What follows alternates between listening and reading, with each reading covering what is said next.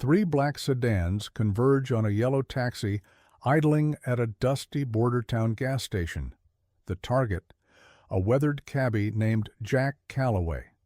The assumption, an easy mark for their smuggling operation.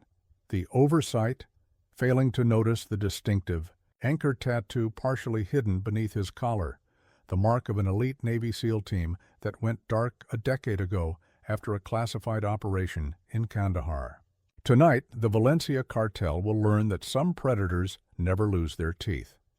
By morning, 4 of their men will be in the hospital, their primary distribution warehouse will be ash, and what follows will become the bloodiest turf war this side of the border, all because they mistook a lion for a house cat. Diesel fumes mix with the scorching Arizona heat as Jack watches the sedans through his rearview mirror. His calloused hands rest easy on the steering wheel, weathered gold wedding, band catching the late afternoon sun. The first hints of a sunset paint the sky blood red. The lead car's door opens. 2 cartel soldiers emerge, expensive suits that can't quite hide the bulge of shoulder holsters. They move with the cocky confidence of men who've never met their better. Jack's eyes drift to the Russian prayer beads hanging from his mirror, a gift from a brother in arms who didn't make it home. His breathing slows, combat instincts surfacing like muscle memory. Need a ride? Jack's voice carries none of the tension coiling in his muscles. He's been here before. Fallujah, Mosul, places that don't exist in any record. The second car disgorges 2 more soldiers. The third stays running, a shadow watching from the driver's seat. The first man leans into Jack's window, gold teeth flashing in a predatory smile. "You Jack Calloway?" His accent is border Spanish, cartel aristocracy. "We have a business proposition." Behind him, his partner's hand drifts toward his waistband. Jack's eyes catch movement in his side mirror, the other 2 spreading out to flank his cab. 4 against 1. He almost feels sorry for them. His response comes quiet, measured. "I'm just a cab driver." The gold-toothed man's smile hardens. "Not anymore, amigo. Now you're our new courier." He reaches into his jacket, producing not a weapon, but a small package wrapped in brown paper. "Simple job. Cross the border, deliver this, come back. Good money." Jack studies the package, mind already calculating angles, distances, threat assessment. These aren't street thugs. Their movements speak of military training, probably Los Zetas cartel originally. But they're young, overconfident. The closest one's weapon is poorly concealed, gripped too far back for a clean draw. The 2 by his rear quarter panels are in each other's line of fire. "Sloppy, I'll pass." Jack's voice carries the finality of a coffin nail. "Try FedEx." The gold-toothed man's smile vanishes. His hand shoots forward, grabbing Jack's collar, yanking hard enough to expose the full SEAL tattoo. For a moment, recognition flickers in his eyes. Too late. Jack's left hand clamps onto the man's wrist, twisting sharply as his right elbow drives up into the exposed throat. The sound of cartilage cracking is lost beneath the sudden shouts of "Alarm!" The second man reaches for his gun, but Jack is already moving, decades of training converting thought into lethal action. The second man's gun barely clears leather before Jack's boot connects with his knee. Bone shatters with a wet crack. As he crumples, Jack rolls across the hood of his cab, using the falling man's momentum to throw him into his approaching partner. They collapse in a tangle of limbs and curses. The 4th man fires twice. Bullets! Punching through the taxi's windshield where Jack's head had been moments ago. Jack slides across the hood, glass crunching under his boots. His hand finds the tire iron beneath his seat. Old habits die hard. The shooter adjusts his aim, but Jack is already inside his guard. The tire iron connects with his gun hand, sending the weapon skittering across sun-bleached concrete. A flash of movement, the man from the 3rd car finally joining the fight, desert light glinting off brass knuckles. Jack pivots, allowing the punch to graze his shoulder as he drives his elbow into the man's solar plexus. The brass knuckles clatter to the ground alongside their owner, The gold-toothed man recovers, drawing a knife. Blood trickles from his crushed throat, rage replacing his earlier arrogance. He slashes wide, telegraphing his attack. Jack catches his wrist, twisting until tendons pop. The knife falls. Jack kicks it under the cab. Last chance. Jack's voice remains eerily calm. Walk away. Instead, the two men he'd knocked down earlier charge together. Jack steps into their attack, redirecting their momentum. The first one's head meets the taxi's door with a hollow thud. The second manages to land a glancing blow before Jack's knee finds his liver. He drops, retching. The man with the brass. Knuckles scrambles for his fallen comrade's gun. Jack's tire iron finds his wrist, pinning it to the pavement. A sharp twist ensures he won't be holding anything heavier than a straw for months. Sirens wail in the distance. Someone finally called. The cops. The gold-toothed man spits blood, backing toward his car. You're dead, cabron. You hear me? Dead. Jack retrieves the brown package from where it fell, tossing it into the open window of their lead car.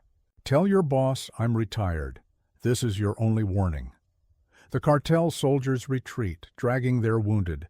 Their cars peel out, leaving rubber and blood on the cracked pavement. Jack surveys the damage, his windshield spider-webbed with bullet holes, various dents in the yellow paint. He'll need to call Luis for repairs. Again, the gas station attendant peers out from behind his counter, phone still clutched in trembling hands.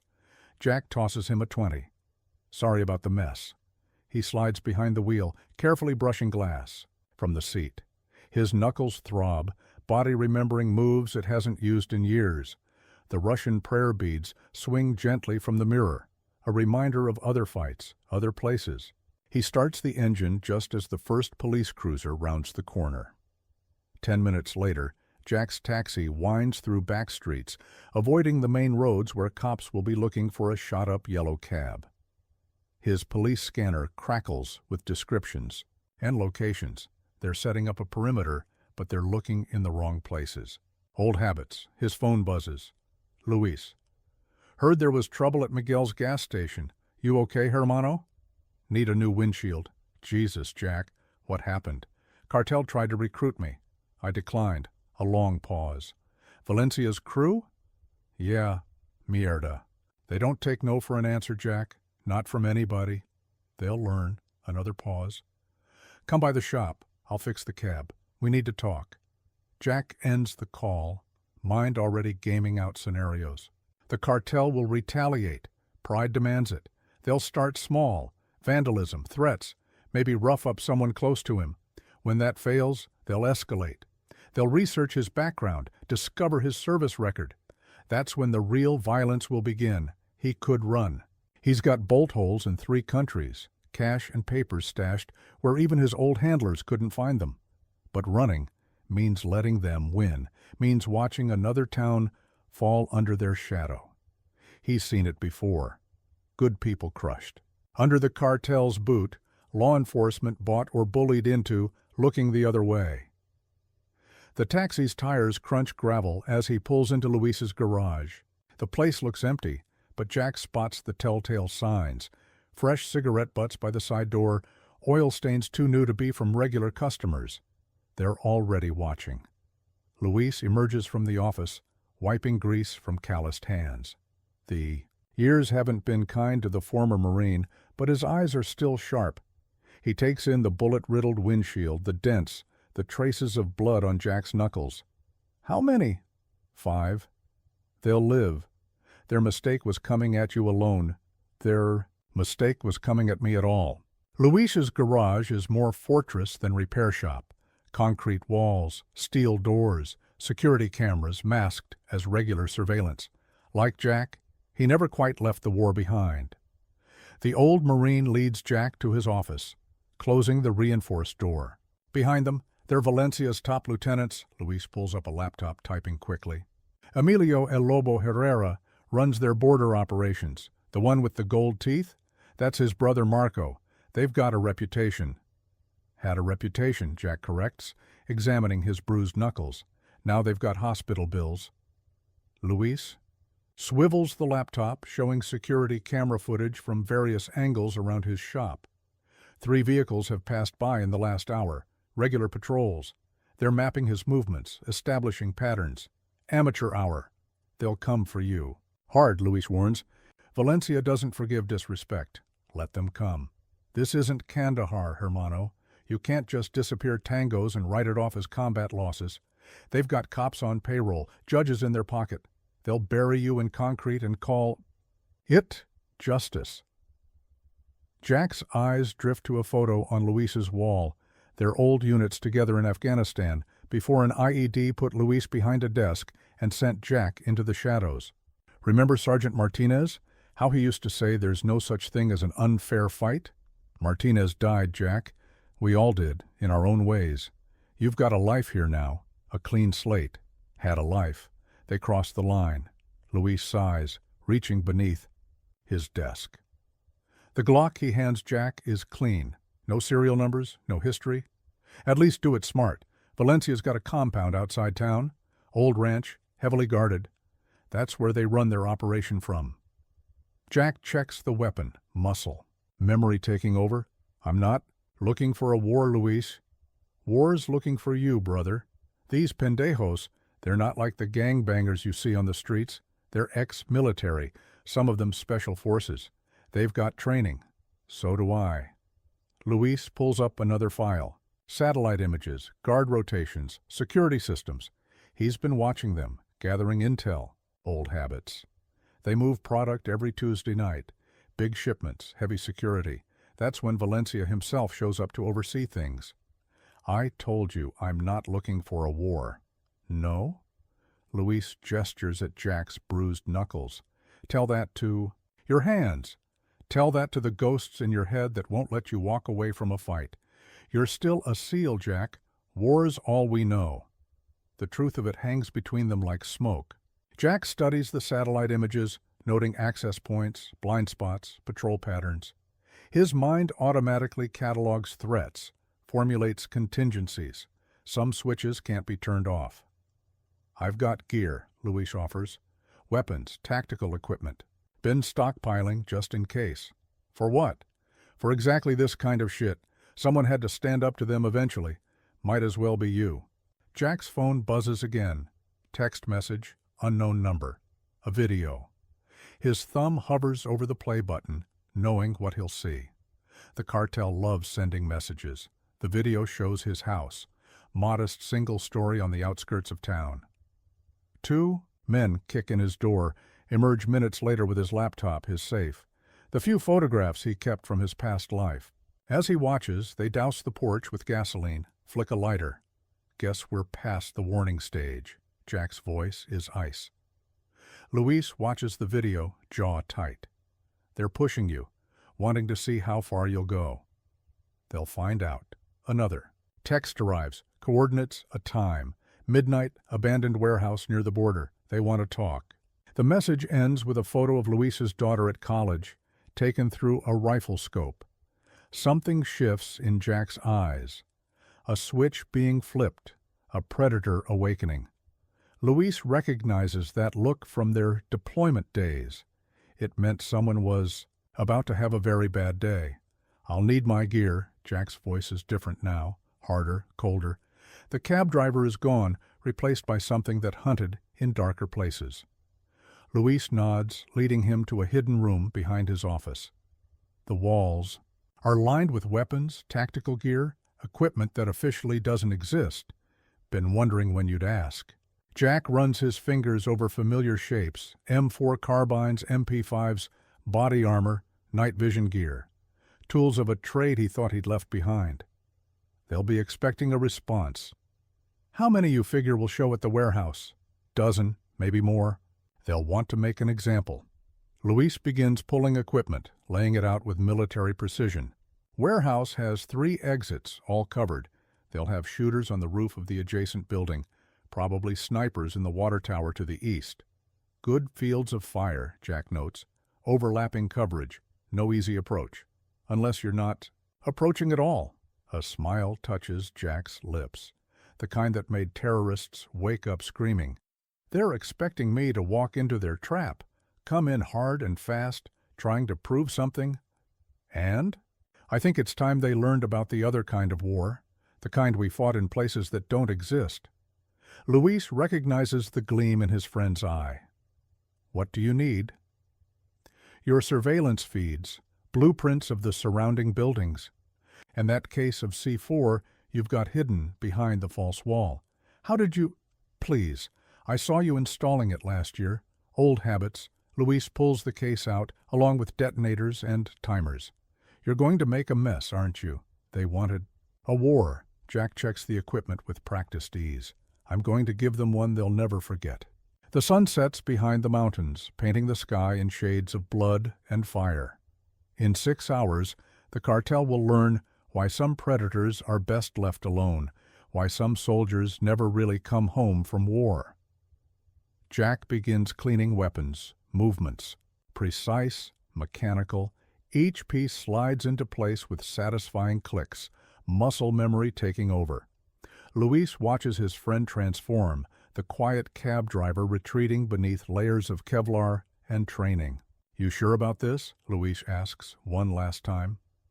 Once you start down this road, Jack chambers around, the sound echoing like destiny. They made their choice. Now they'll live with it. He pauses. Or die with it. The war that's coming will reshape this border town, tear down empires built on blood money and corruption. But that's for tomorrow. Tonight is about sending a message, one written in brass shell casings and cordite. Some soldiers never stop fighting. Some wars never really end. And some mistakes can only be paid for in blood. Moonlight paints long shadows across the warehouse district. A dozen cartel. Soldiers patrol the perimeter, weapons ready, waiting for a ghost. In the distance, a train whistle echoes mournfully. The snipers on the water tower shift restlessly, scanning empty streets through high-powered scopes. Jack watches through night. Vision goggles from 2 blocks away, counting heartbeats. The C4 charges are already placed. 5 hours of careful preparation while they watched the wrong shadows. Luis's surveillance feed showed him every blind spot, every gap in their coverage. His radio crackles softly. 2 more vehicles approaching from the south. Luis's voice is steady, professional. SUVs, heavily tinted. Looks like El Lobo himself decided to show. Jack checks his watch. 3 minutes to midnight. Right on schedule. The SUVs pull into the warehouse lot, disgorging more soldiers. Emilio El Lobo Herrera emerges from the lead vehicle, gold teeth gleaming even in the dim light. His throat still bears purple bruises from their last encounter. Getting crowded in there, Luis notes. I count 23 tangos, not including the roof team. They're nervous, Jack observes, watching their movements. Formation sloppy. 2 bunched up. Good thing we brought enough presents for everyone. The first C4 charge sits beneath a transformer on the corner. The second is planted in a drainage tunnel running under the warehouse. 3 more are strategically placed in surrounding buildings. Not enough to level the place, just enough to create chaos, to herd them where he wants them. The gold-toothed man, Marco, emerges from the second SUV. His arm is in a sling, courtesy of their gas station encounter. He barks orders, sending men to check the warehouse interior. They're expecting Jack to be inside, waiting to ambush them. Amateur hour. 2 minutes, Luis warns. You sure about this? Jack's only response is to check his weapons one final time. The MP5 is familiar in his hands, magazines loaded with subsonic rounds. His Glock sits snug in its holster, a last resort. Everything else is already in position. El Lobo grows impatient, checking his phone. The time they gave Jack has almost expired.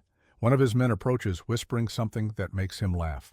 Probably betting on how quickly they'll kill the troublesome cab driver. 1 minute. Jack's finger hovers over the detonator. He can see the snipers on the water tower, their rifles trained on the warehouse doors. They're watching the wrong direction. Always watching the wrong direction. 30 seconds. El Lobo lights a cigarette, golden flame briefly illuminating his face. Around him, his men shift nervously, weapons ready. The air feels charged, like the moment before a lightning strike. 10 seconds. Jack exhales slowly, mind clear. Time slows, combat awareness spreading like ice through his veins. He can see every movement, predict every reaction.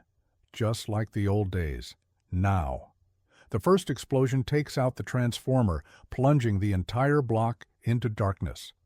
Before the echo dies, the second charge detonates beneath the warehouse, sending a shockwave through the concrete floor. The snipers on the water tower swing their rifles toward the chaos, silhouettes perfect against the moonlit sky. Jack's MP5 coughs twice. Both snipers drop without a sound, subsonic rounds finding their marks. In the darkness below, Cartel soldiers scramble for cover, shouting confused orders. Emergency lights kick in, bathing the scene in bloody red. The third explosion rips through a neighboring building, showering the area with debris. Jack's already moving, using the confusion to close distance.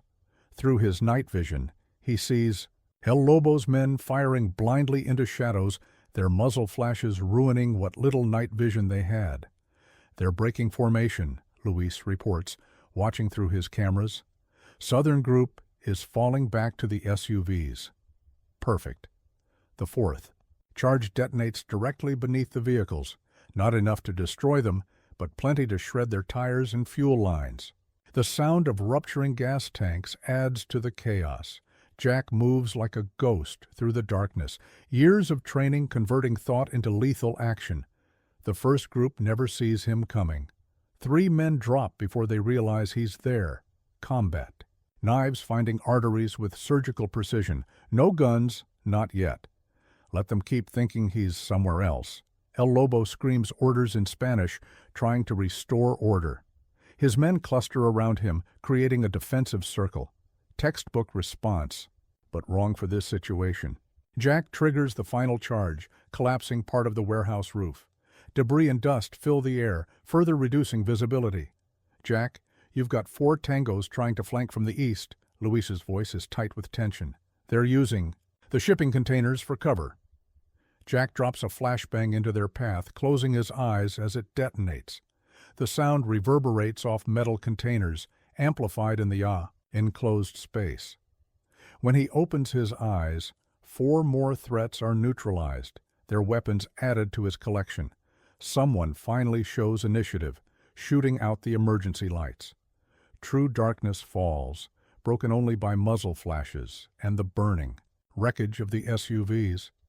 Jack moves faster now, his night vision giving him an overwhelming advantage. El Lobo's moving toward the north exit, Luis reports, taking 6 men with him, not running, repositioning. The cartel leader is no fool. He's trying to turn Jack's tactics against him, using darkness for cover, but he's forgotten one thing. Darkness is where monsters live. Jack circles around, using routes mapped out hours ago. El Lobo's men are professional, moving in decent formation despite the chaos, but they're looking for a frontal assault, expecting direct confrontation. They don't understand this kind of war. The MP5 speaks again, 3 controlled bursts. 3 men fall. The others spin toward the sound, but Jack's already gone, melting into shadows. Another burst, another body. El Lobo's remaining guards bunch. Closer, fear finally overtaking training. Careful, Luis warns. Marco's not with them. Lost sight of him in the chaos. The gold-toothed man is proving smarter than his brother. Jack mentally adjusts his threat assessment, maintaining awareness of his surroundings. The sound of gunfire is dying down. Most of the cartel soldiers are dead, unconscious, or have fled into the night. El Lobo reaches the north exit, only to find it chained shut. His last 2 guards take up defensive positions, but their hands shake on their weapons. They've lost the initiative, lost control. Now they're just waiting to die. Looking for me? Jack's voice seems to come from everywhere and nowhere, echoing off concrete walls. One guard breaks, firing wildly into shadows. Jack lets him empty his magazine before dropping him with a single shot. The last guard throws down his weapon, hands raised. Por favor, no more. I have family. Run. The word carries the finality of a death sentence. The guard runs. El Lobo stands alone now, his expensive suit covered in dust and blood. The arrogance is gone from his face, replaced by something approaching respect. You're not just some cab driver. You should have done your homework. Jack emerges from the shadows, MP5 trained center mass. Should have asked about the tattoo before making threats. The seal. El Lobo's laugh is bitter. We heard rumors, ghost stories, didn't think they were true. Last chance. Take your operation somewhere else. This town is off limits. El Lobo's hand drifts toward his waistband. You know I can't do that. Valencia would have my head. Your choice. Quick or slow. The cartel leader moves fast, drawing a hidden pistol. Jack is faster. The MP5 barks once, sending El Lobo sprawling. Not a kill shot, just enough to put him down. You should have killed me, El Lobo wheezes, blood staining his shirt. Night's not over. Movement behind him. Marco emerging from concealment with a knife. Jack spins, but the gold-toothed man is closer than expected. The blade slices through Jack's jacket, drawing blood. They grapple in the darkness, Marco's rage lending him strength. The knife comes in again, missing Jack's throat by inches. Jack drops his shoulder, redirecting the attack. They crash into a stack of pallets, wood splintering beneath their weight. Marco fights dirty, going for eyes and throat. Jack matches. Him brutality for brutality. The knife changes hands twice, both men taking cuts. Finally, Jack gets the leverage he needs. The blade that was meant for his heart finds Marco's instead. The gold-toothed man's final breath comes as a curse. Jack lets him fall, turning back to El Lobo. But the cartel leader has crawled away in the chaos, leaving a trail of blood. Luis, I need eyes. Working on it. Power's still out in half the district. Wait, movement by the train tracks. Multiple vehicles approaching fast. Cartel reinforcements. Jack retrieves his weapons, doing a quick ammo check. El Lobo's blood trail leads west, toward the railroad junction. He won't get far with that wound. How many vehicles? 4 SUVs, similar to before, plus a helicopter coming in from the south. Looks military grade. Jack's mind races through options. The helicopter changes things. Thermal imaging will negate his night vision advantage. Time to switch tactics. Get clear, he orders Luis. Wipe your surveillance footage. This is about to get messy. Jack, I mean it. Clean break. No connections. A pause. Watch your 6, brother. Jack's already moving, following El Lobo's blood. Trail. The cartel leader is wounded, desperate. Desperate men make mistakes. The sound of approaching vehicles grows louder, mixing with helicopter rotors. The trail leads to an abandoned signal house by the tracks. Jack approaches carefully, watching for traps. El Lobo's labored breathing gives away his position, hidden behind an old control panel. It won't stop. The cartel leader's voice is wet with blood. Valencia will burn this whole town to find you. Good. Jack chambers around. Saves me the trouble of looking for him. Ellie. Lobo laughs, the sound gurgling in his throat. You think you can take on the whole cartel? You're just one man. So was Rambo. A final shot echoes across the rail yard. By the time cartel reinforcements arrive, Jack is gone. They find El Lobo's body surrounded by spent brass and broken promises. On his chest, a message written in his own blood. Some wars never end. The helicopter sweeps the area with spotlights, but there's nothing to find. The ghost has vanished, leaving only death in his wake. Tomorrow, Valencia will learn of his lieutenant's fate. Tomorrow, the real war begins, but that's tomorrow. Tonight, Jack drives his taxi through empty streets, heading home. The Russian prayer beads swing gently from his mirror, counting time like bullets. Some soldiers never stop fighting. Some predators never lose their teeth, and some mistakes can only be paid for in blood. Dawn breaks over Rafael Valencia's compound, painting adobe walls blood red. Inside his study, the cartel boss watches security footage from the warehouse massacre. His face remains impassive as the night vision feed shows his men falling to an unseen predator. Only his white-knuckled grip on his desk betrays his rage. The footage ends. Valencia's inner circle waits in tense silence. What remains of it? Empty chairs mock their diminished numbers. El Lobo's death has left a power vacuum, and everyone knows what happens to cartels that show weakness. 23 men. Valencia's voice is soft, dangerous. 23 trained soldiers. Against one cab driver, he hurls his glass against the wall. Tequila and crystal explode like shrapnel. His security chief, Rodriguez, clears his throat. We've identified him, Jack Calloway, former Navy SEAL, Team 6, extensive combat experience in classified operations. His record after discharge is incomplete. Incomplete? Valencia's laugh is bitter. He killed my best lieutenant and disappeared like smoke.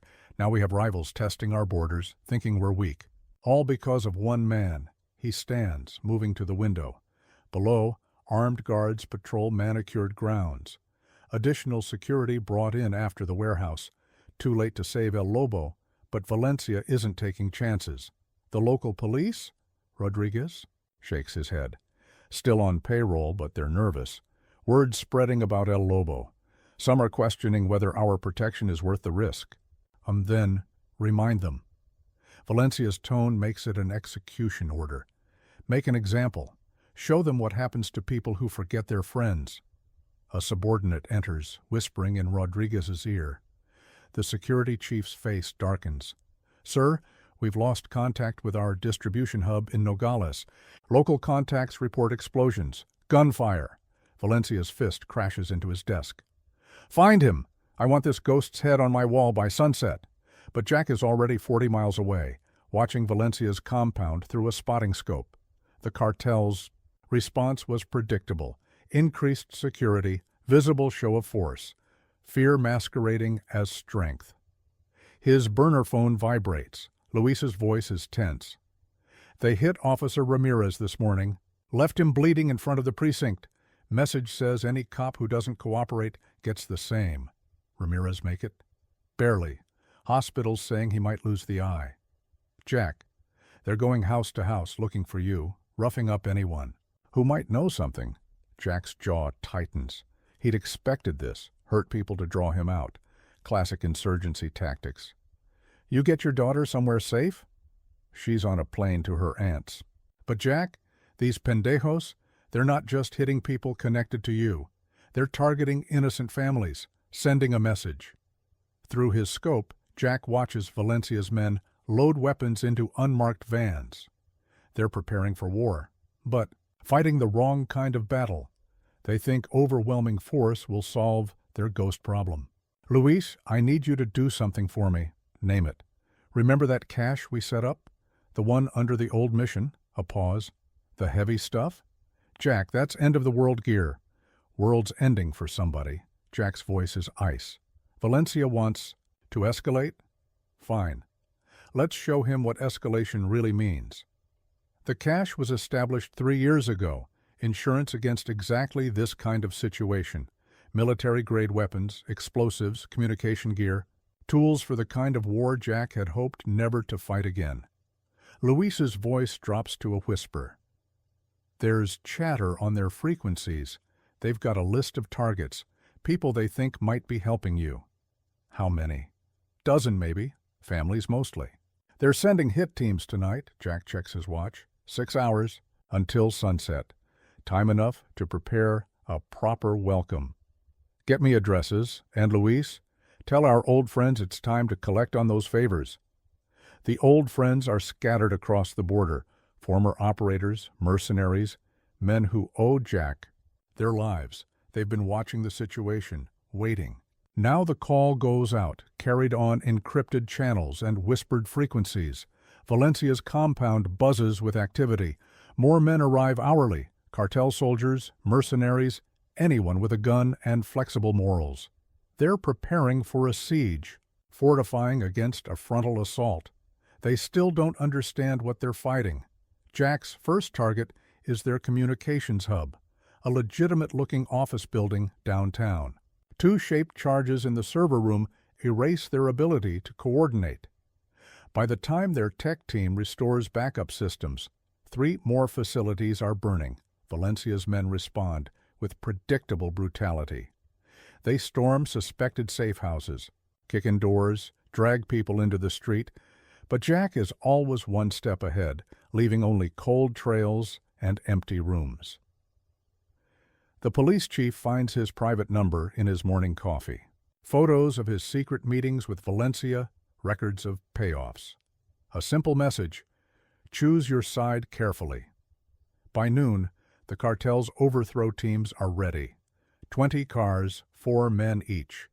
They'll hit their target simultaneously, overwhelming any resistance with pure numbers. Valencia himself oversees the operation from his compound, confident that this show of force will restore order. Jack watches through his scope as the teams deploy. Everything according to plan. He keys his radio. Package is moving. Across the city, shadows come alive. Former operators emerge from hiding, taking up pre-sighted positions.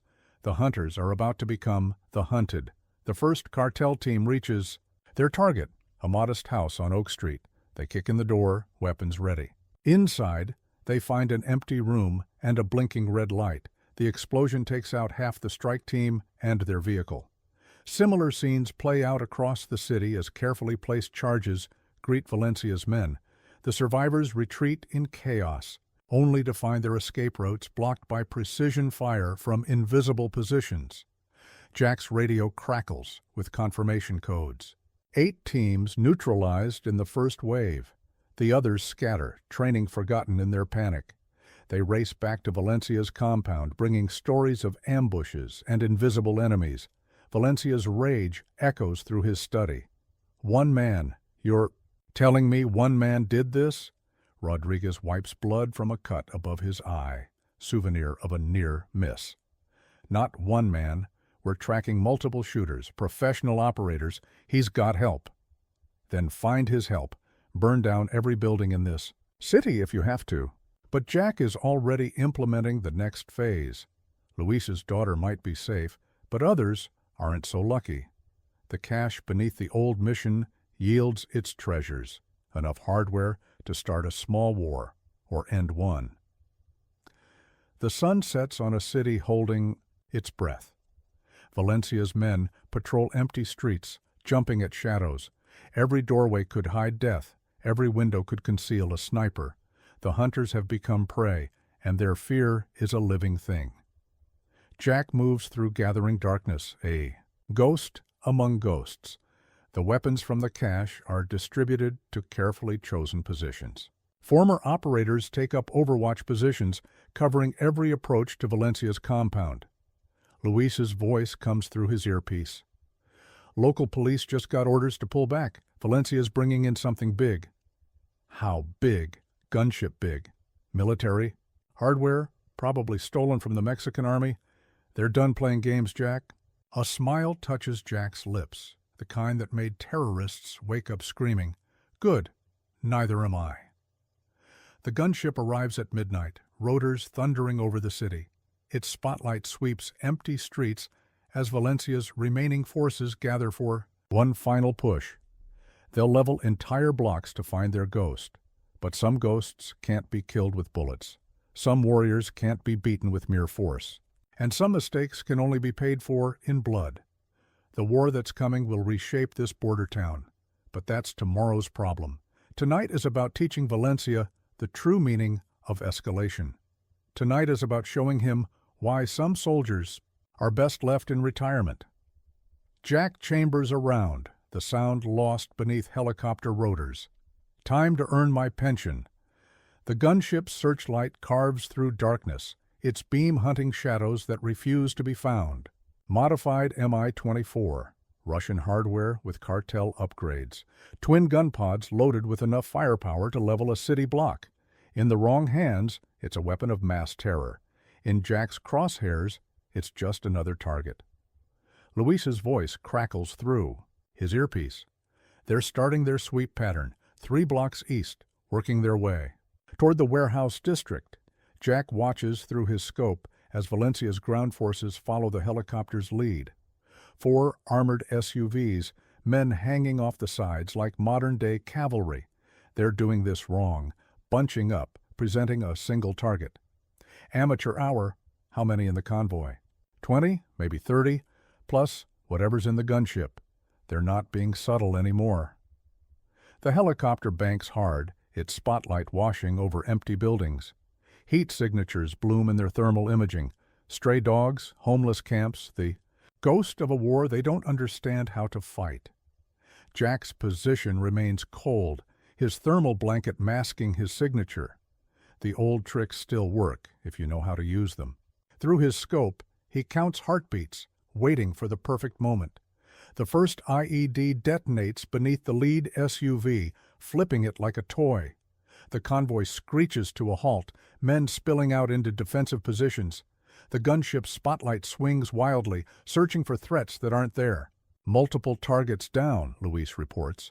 They're calling for backup. Jack's voice is ice. Not anymore. The signal jammer he planted hours ago comes alive, blocking their communications. The gunship is flying blind now, relying on visual contact, with ground forces that are quickly losing cohesion. Through his scope, Jack watches panic spread through their ranks. These aren't trained soldiers anymore. They're scared men with guns, jumping at shadows. The helicopter pilot compensates by flying lower, trying to maintain visual contact with his ground team. Perfect. The first Stinger missile launches from 3 blocks away, one of Jack's old teammates calling in that favor. The gunship pilot spots the launch, banking hard to deploy countermeasures. The missile tracks wide, exploding harmlessly in the night sky. But it was never meant to hit. The real threat comes from the opposite direction, a second Stinger, launched while their attention was elsewhere. The pilot realizes too late, trying to pull up as the missile finds its mark. The explosion lights up the night, like artificial dawn. Burning wreckage rains down on the streets below as the gunship spins out of control, crashing into an abandoned warehouse.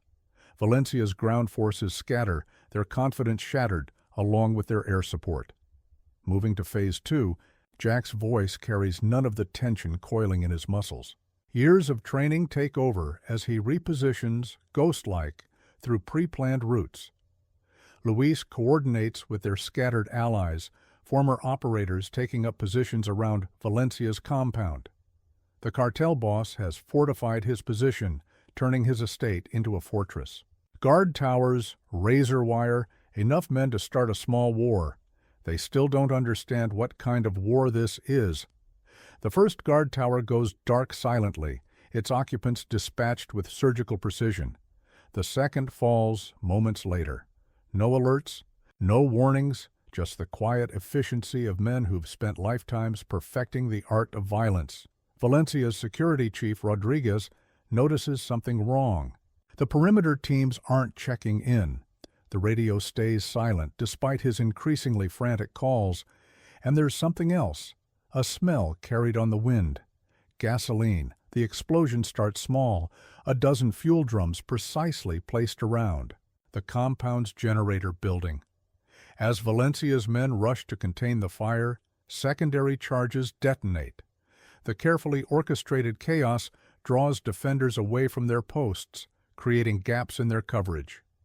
Jack moves through shadows like a predator, every step calculated. 3 cartel soldiers guard a side entrance, their attention fixed on the burning generator. They never hear him coming. His knife finds 3 throats in quick succession, bodies hidden before they hit the ground.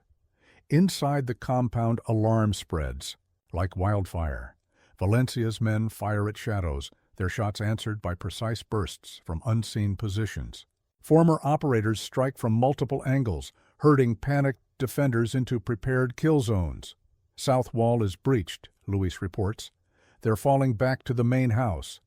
Jack advances through marble halls, passing evidence of Valencia's wealth. Priceless art, ancient artifacts, trophies of a criminal empire. Soon, they'll all be ashes. The cartel boss's private security makes their stand in the grand foyer. Elite mercenaries, ex-military, the best money can buy. They've set up interlocking fields of fire, covering every approach with disciplined precision. Jack responds with a gift from his cache, M84 stun grenades, the kind that turn coordination into confusion. The flashbangs detonate in sequence, their combined effect amplified by marble walls and crystal chandeliers. When the smoke clears, Valencia's best lie broken across imported tile. Jack steps over their bodies, moving deeper into the compound.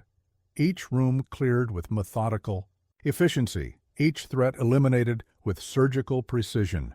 Rodriguez makes his last stand outside Valencia's study, loyalty bought with blood money. His Desert Eagle roars in the confined space, rounds punching through drywall. Jack's return fire is measured, precise. 2 rounds center mass, 1 insurance shot to the head. The security chief's body slumps against mahogany doors, final breath carrying a curse in Spanish. Behind those doors, Valencia waits. The cartel boss's empire crumbles around him, but he's not finished. Not yet. Luis, status? Compound is 70% cleared. Our teams are mopping up resistance in the east wing. No sign of Valencia trying to bug out. Jack approaches the study doors, mind calculating angles, entry points, likely fields of fire. Valencia will be desperate now. Cornered. Desperate men make mistakes, but they're also the most dangerous. The doors explode outward, wood splintering under automatic fire. Valencia's voice carries over the chaos. You think you can take everything from me? I am the cartel. I am this city. More rounds punch through walls, forcing Jack to duck behind a marble column. The cartel boss has fortified his position, probably, has escape routes planned. But that's fine. Jack didn't come to capture him. He came to end this. A flashbang through the broken door, followed by smoke grenades. Valencia's answering fire becomes erratic, fear finally overtaking arrogance. The smoke provides cover as Jack moves, flanking through routes mapped out hours ago. The cartel boss never sees the killing shot coming. One moment he's firing blindly through smoke. The next he's staring at the hole in his chest. His gold-plated Desert Eagle clatters to imported tile, unfired rounds scattering like brass tears. Impossible, Valencia wheezes, blood staining his expensive suit. You're just one man. Jack's voice carries no emotion. I tried to retire. You should have let me. The cartel boss laughs, blood bubbling on his lips. Others will come. The cartel never dies. Neither do I. The final shot echoes through marble halls. Outside, the fighting dies down as word spreads. Valencia is dead, his empire broken. Some of his men surrender, others flee into the night. By dawn, the compound will be ash, along with all evidence of what happened here. Jack moves through, empty halls like a ghost, past bodies of men who chose the wrong war. Luis coordinates cleanup, making sure nothing can be traced back to them. The official story will blame rival cartels, another chapter in an endless drug war. But the truth will spread in whispers, becoming legend in the underworld. A warning to those who think retired warriors are easy prey. Some soldiers never stop fighting, some predators never lose their teeth, and some mistakes can only be paid for in blood. Dawn breaks over the border town, painting the sky in shades of redemption. Jack's taxi sits in its usual spot, waiting. The Russian prayer beads swing gently from the mirror, counting time like bullets. Luis's voice comes through his earpiece one last time. It's done. Compound's burning. Evidence erased. What now? Jack starts the engine, the familiar rumble washing away echoes of gunfire. Now? Now I go back to work. Someone's got to drive this town's night shift. The taxi pulls away from Valencia's burning empire, carrying a ghost who never truly came home from war. Some battles end with victory parades, medals, and speeches about honor. Others end in whispered legends and unmarked graves, but all wars end eventually, even if the warriors never do. Smoke drifts across the border town like morning fog, carrying the scent of burnt empire. News of Valencia's death spreads through criminal networks like wildfire. In Mexico City, rival cartels gather like vultures, ready to fight over the carcass of his operation. But closer to home, Other forces are moving. Jack's taxi idles at a red light, scanner crackling with police chatter. 3 days since the compound burned, and the official story is already taking shape. Gang war, they're calling it. Rival cartels, moving in on Valencia's territory. Simple, clean, believable. Luis's voice comes through his encrypted phone. Federales just crossed the border. DEA too. They're calling it Operation Cleanup. Through his rearview mirror, Jack watches unmarked vehicles converge on Valencia's former holdings. Federal agents in tactical gear, moving with purpose. They'll find enough evidence to justify their operation. Carefully selected breadcrumbs, leading them toward smaller fish. Your friends in high places came through. Called in every favor we had, Luis confirms. FBI's rolling up Valencia's political connections. Judges, cops, border agents. Whole house of cards is coming down. Jack turns down a familiar street, past the gas station where this all started. Fresh paint covers bullet holes, but some scars run deeper. The attendant nods as he passes, respect mixed with fear. What about the rest of Valencia's operation? Scattered. Some tried running south, but Mexican cartels aren't feeling generous. Others are turning state's evidence, trying to cut deals. A police cruiser pulls alongside. Jack's taxi, Officer Ramirez, one eye still bandaged, raises his coffee in salute. 3 days ago, he was on Valencia's payroll. Amazing how quick loyalties shift when the money stops flowing. And our friends? Ghost stories, brother. Can't prove what you can't see. Far as anyone knows, it was rival cartels hitting Valencia. Our guys are already across state lines, memories getting fuzzy. Jack passes the warehouse district, now crawling with federal agents. They're finding weapons caches, drug stockpiles, evidence of an empire's reach. None of it leads back to him, or the others. Professional ghosts leave no fingerprints. His burner phone buzzes. Text from an unknown number. Photos of cartel lieutenants boarding planes, running scared. Valencia's inner circle choosing exile over war. Smart. The ones who stayed loyal are feeding fish in the Gulf. Local crews are stepping up, Luis reports. Small-time gangs trying to fill the power vacuum could get messy. Let them try. Jack's taxi turns down a quiet street, passing families going about their day. Kids playing in yards that were war zones a week ago. Life returns, resilient as desert flowers after rain. A black SUV appears in his mirror. Government plates, DEA. Probably they've been watching him, trying to connect dots that don't exist. Let them watch. His war is over, even if they don't know it yet. The SUV follows him to his next fare. Young couple, airport run. They climb in, oblivious to the shadow game playing out around them. Jack pulls away, leaving federal agents to chase ghosts. His phone buzzes again, encrypted message from contacts south of the border. Valencia's surviving lieutenants are meeting in Culiacan, trying to salvage what's left of their operation. They won't find much. Bank accounts are empty, digital records erased. Amazing what old Special Forces hackers can do with enough motivation. Police scanners hot, Luis warns. Border Patrol caught some of Valencia's crew trying to smuggle his fortune out. Diamonds, bearer bonds, the works. How much they get? About half what was there. Rest disappeared during the compound fire. Funny how that works. The diamonds currently sit in a secure locker in the Cayman Islands, along with digital records of Valencia's entire operation. Insurance, in case anyone gets. Clever ideas about revenge. Jack's taxi passes the old mission where they'd hidden their cash. Federal agents swarm the building, but they're 3 days too late. The weapons are gone, scattered to hidden caches across 3 states. Tools for future wars, if needed. His next fare takes him past Luis's garage. The former Marine is outside, teaching his daughter basic self-defense. She's back from her aunt's, stronger for the experience. Some fires forge instead of destroy. The police scanner crackles. Another raid, another piece of Valencia's empire falling. The feds are thorough. He'll give them that. By sunset, they'll have enough evidence to lock up half the corrupt officials. In 3 states. Cartels sending feelers, Luis reports. Different outfit, old school. They're asking about Valencia's ghost problem and told them the same thing everyone's hearing. Rival cartels took him out, territory dispute.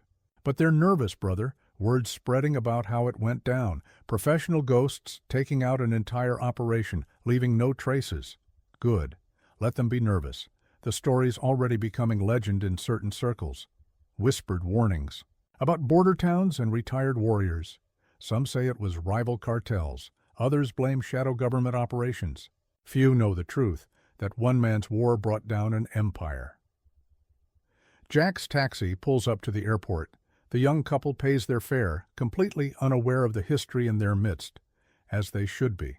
Best wars are the ones civilians never know about. His phone buzzes one last time. Message from an old SEAL teammate, now running private security in Dubai. Job offer, good money, clean work. Jack deletes it without responding. Some retirements need to stick. The black SUV is still. There, federal agents trying to look inconspicuous. They'll watch him for weeks, maybe months. Standard procedure when cartels fall. Eventually, they'll move on, finding only a taxi driver with a spotless record. Luis's voice carries a smile. Heard the federales found Valencia's secret books. Names, dates, accounts, enough corruption to keep prosecutors busy for years. Imagine that. Those books currently sit in a safety deposit box in Switzerland, copies sent to select journalists. Insurance against the next cartel thinking this. Town is easy prey. Jack's taxi winds through streets once ruled by fear. Store owners meet his eyes now, no longer afraid of who might be watching. Children play outside after dark. Small changes, but important ones. The war changed things, as wars tend to do. Valencia's fall created a power vacuum, but nature abhors a vacuum. Other cartels will come, testing boundaries, probing defenses. They'll find more than they bargained for. Some soldiers never stop fighting, they just choose different battlefields. Jack chose his, these streets, these people, this town. His war brought down one empire. He'll bring down others if needed. The Russian prayer beads swing gently from his mirror, counting time like bullets. Each bead a reminder of brothers lost, battles fought, wars won and lost. Some soldiers find peace in retirement. Others find purpose. Night falls on the border town, painting streets in shadows and silence. Jack's taxi cruises familiar routes, a ghost among ghosts. Federal agents follow at a distance, unaware they're watching a legend in plain sight. His phone buzzes. Another fare, another run. Life goes on even after empires fall. Some wars end with parades and medals. Others end in whispered warnings and unmarked graves. But all wars end eventually, even if the warriors never do. Luis's voice comes through one last time. You really? Going back to just driving a cab? Jack watches his federal tail in the rearview mirror, amusement touching his eyes. Someone's got to drive the night shift. The taxi disappears into darkness, carrying a warrior who never truly came home from war. Behind him, a town rebuilds, an empire burns, and legends grow in the telling. Some mistakes can only be paid for in blood. Some wars never really end, and some soldiers never stop fighting. They just choose quieter battlefields. As for Jack, he'll keep driving his taxi, watching his town, protecting his peace. And if another cartel comes looking for easy prey, they'll learn what Valencia learned too late. Some retirements are just different kinds of war. 6 months after Valencia's fall, life in the border town has found a new rhythm.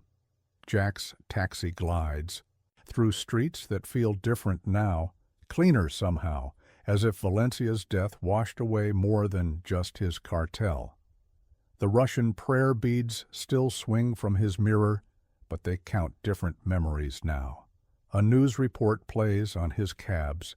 Radio, another arrest in the ongoing corruption investigation. 3 judges, 2 border patrol chiefs, and a state senator. The dominoes keep falling, each one revealing more rot beneath the surface. The feds are calling it the biggest organized crime takedown in Arizona history. His phone lights up. Encrypted. Message from Luis.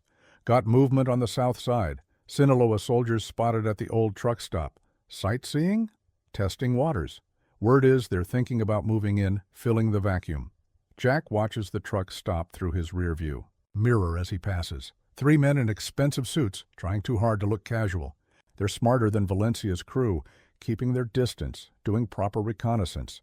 Still amateurs compared to what he's seen. Let them look, Jack's voice carries no concern. They'll learn. The cartel landscape has shifted since Valencia's fall.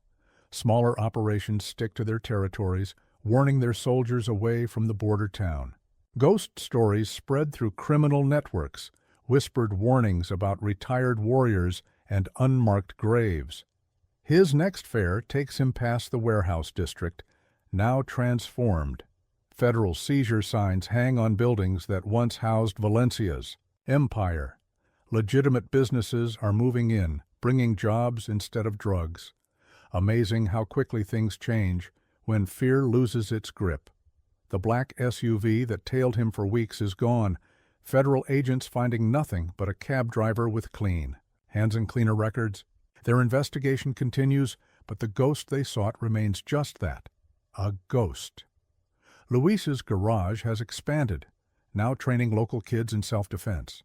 The former Marine found his own way to fight back, teaching the next generation to stand against fear. His daughter helps on weekends, stronger for having faced her own demons. Heard from our friends down south, Luis reports. Remnants of Valencia's crew tried setting up shop in Sonora. Local cartel gave them a choice, leave or feed the desert. Their choice? They chose wrong. Desert's getting crowded these days. Jack's taxi turns down familiar streets, passing Officer Ramirez on patrol. The cop's eye healed, but other scars run deeper. He transferred to anti-corruption, using his knowledge of Valencia's operation to help clean house.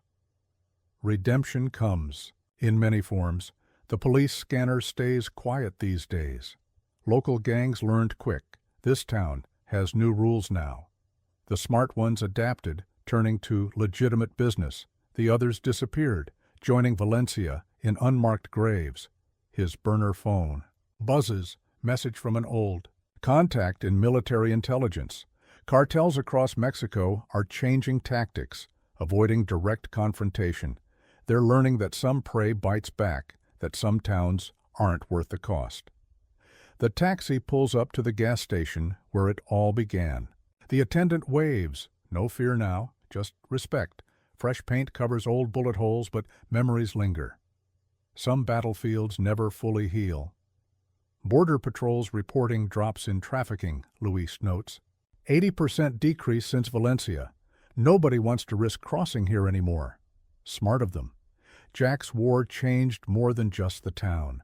Ripples spread through criminal empires, disrupting old alliances, forcing new calculations. Some call it a power vacuum. Others see it as nature healing. His next fare is a family. Mother, 2 kids, heading home from soccer practice. Normal life returning to streets once ruled by violence.